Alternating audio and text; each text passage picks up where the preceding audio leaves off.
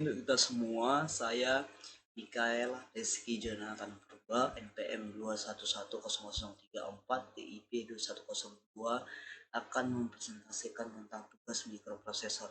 Sini saya akan pertama membahas tentang sejarahnya, yaitu pada tahun 71 sampai 81, generasi pertama Intel 4004, yang sini merupakan prosesor dengan kemampuan hanya 4 bit.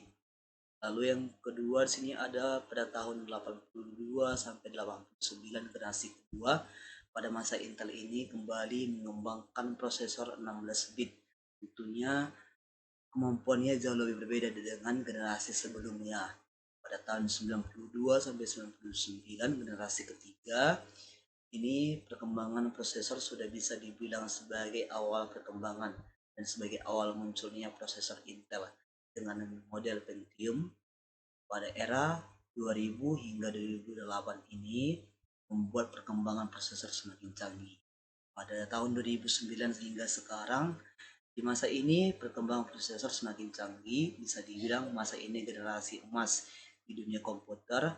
Di masa inilah prosesor Pentium telah digantikan oleh Core. Inilah gambar-gambar prosesor yang tertera pada layar. Lalu masuk ke sistem prosesor dan arsitektur prosesor. Ini arsitektur komputer tidak terlepas dari peran sebuah prosesor sebagai komponen utama dalam menjalankan sistem kerja sebuah komputer. CPU atau Central Processing Unit yang sering dikenal dengan sebutan prosesor adalah sebuah komponen yang berupa chip atau IC berbentuk persegi empat yang merupakan komponen utama pada sistem komputer sebagai pengendali proses kinerja komputer. Dalam prosesor itu yang pertama ada ALU, artinya itu Arithmetic Logic Unit, bertugas untuk membentuk fungsi-fungsi pengolahan data komputer. Ini disebut dengan bahasa mesin juga, mesin bahasa atau manipulated language. Lalu ada kontrol unik yang bertugas untuk mengambil instruksi-instruksi dari memori utama dan menentukan jenis instruksi tersebut dengan mengontrol operasi CPU. Fungsinya yang pertama mengatur, mengendalikan alat input dan output, mengambil instruksi memori utama, dan mengambil data memori utama. Register adalah penyimpanan internal CPU yang digunakan saat proses pengolahan data. Apa itu CPU interconnection? Itu sistem koneksi dan bus yang menghubungkan komponen internal CPU, yaitu ALU. Tingkatan dan software dan hardware level. Application layer yaitu ada high order software layer dan ada operating system layer. Kalau hardware level yaitu matching layer, microprogrammer layer, digital logic layer, dan physical device layer. Apa itu bahasa assembly? Bahasa assembly merupakan salah satu jenis dari bahasa pemrograman dalam tingkat dasar yang berfungsi untuk melakukan komunikasi dengan bahasa keras komputer, perangkat keras komputer. Manfaatnya itu menyederhanakan tugas komputer perangkat keras, menurunkan kebutuhan memori, menurunkan waktu eksekusi yang dibutuhkan, dan memahami jauh lebih tentang apa yang terjadi dalam komputer. Komponennya yaitu yang pertama ada syntax label operator dan high frequency trading. Cara memodifikasinya assembly yaitu yang pertama tulis dengan mnemonic dengan editor, lalu di save di disket, pada assembler pada source program, simpan objek kode di disket, lalu download objek kode ke memori sistem dan run objek kode. Bahasa mesin dan assembly. Bahasa mesin ini menempati peringkat sebagai bahasa pemrograman tingkat rendah. Dalam bahasa ini, instruksi dijalankan langsung melalui unit pemrosesan pusat. Bahasa assembly itu bahasa mesin yang sangat rumit di programan secara langsung. Bahasa mesin menempati peringkat sebagai bahasa pemrograman tingkat rendah yang dijalankan langsung melalui unit pemrosesan pusat. Itu lalu selanjutnya ada kode mesin program yang umumnya ditulis dalam bentuk kode heksa.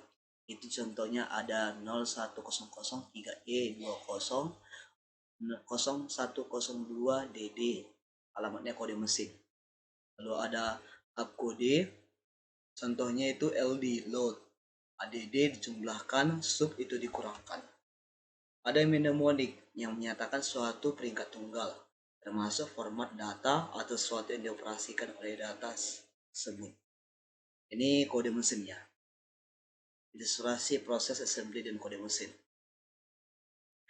Ada yang namanya mikroprosesor Z80. Ini merupakan operasi yang berdasarkan instruksi yang dieksekusi dalam bentuk biner.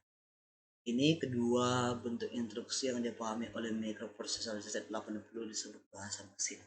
Inilah tampilan dari Z80 simulator ID. Ini ada tampilannya, tampilan dari hasil akhir memori editornya.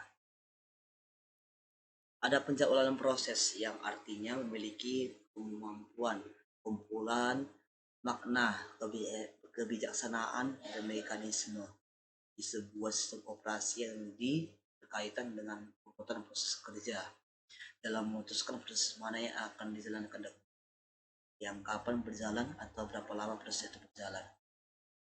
Lalu ada tipe penjadwalan pendek, jangka menengah, dan jangka panjang. Strateginya yaitu yang pertama primitif dan non primitif. Algoritma penjadwalan itu yang pertama ada FIFO, yaitu first in first out, atau VCVS atau first come first servers. Ini penjadwalan yang baik untuk sistem batch yang sangat jarang berinteraksi dengan pemakai, sangat tidak baik dan tidak berguna untuk sistem interaksi, dan tidak dapat digunakan untuk sistem waktu nyata. Lalu ada yang kedua SJF atau short test job first.